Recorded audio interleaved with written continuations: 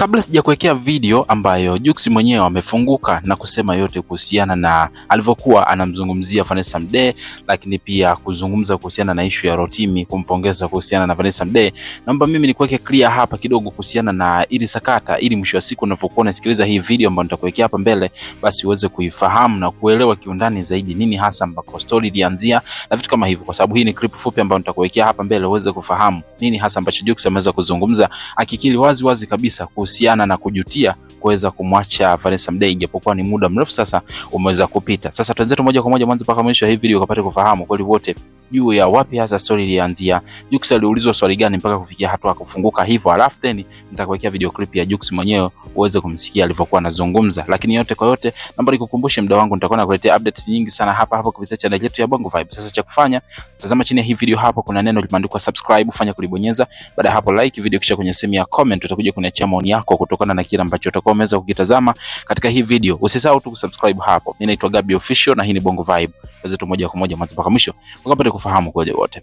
Kwenye moja interview ambayo Jux alikuwa anafanya, aliweza kuuliza swali simple sana. Kumbuka wakati huo hapo Jux tunafahamu yuko kwenye penzi ambalo yuko na mke wake, kifupi tuite hivyo. Yuko kwenye ndoa ambayo nafahamu mke wake Prissy, of course maisha yao yanaenda vizuri zaidi. Lakini licha ya kwamba wapo kwenye mahusiano na wapo kwenye ndoa, Jux bado hajasita kusema ukweli juu ya kila ambacho amekuwa kikifeel katika moyo wake kuhusiana na Vanessa Mdee, mwanamke ambaye aliachana takriban miaka 6 kama sio 7 iliyopita.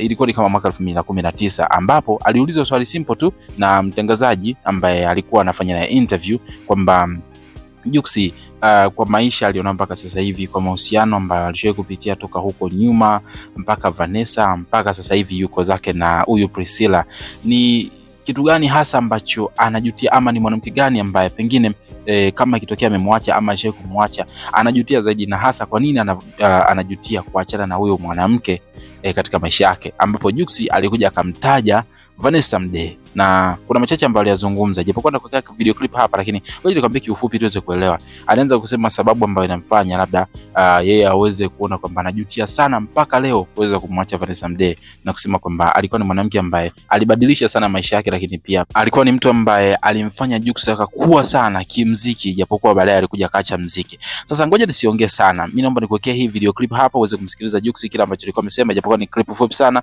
lakini muhimu zaidi usisahau kusubscribe, alafu then utakuja kuniachia maoni yako kwenye sehemu ya comment hapo kutuambia nini hasa maoni yako kuhusiana na hiki ambacho Jux ameweza kukisema kwa sasa hivi, ni sahihi au sio sahihi, ukizingatia kwamba yupo kwenye mahusiano na mwanamke mwingine ambaye Vanessa shaachanaga kitambo sana. Enjoy hii clip then utaniachia comment yako. Na vitu vingi sana vilienda, unajua mimi naongelea upande wangu kwa sababu kwa upande wake yeye siwezi nikamuongelea yeye alikuwa ananichukulia mimi vipi.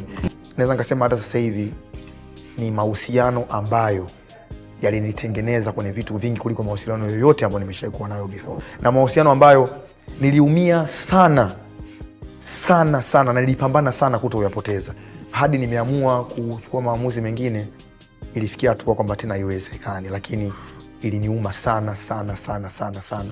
Mwanaume ambaye hana bahati kubwa sana, na kama Mwenyezi Mungu atakuwa amewapangia labda wafike mbali, mwanangu utakuwa una bahati sana. She is a very very beautiful girl, smart na yuko sawa.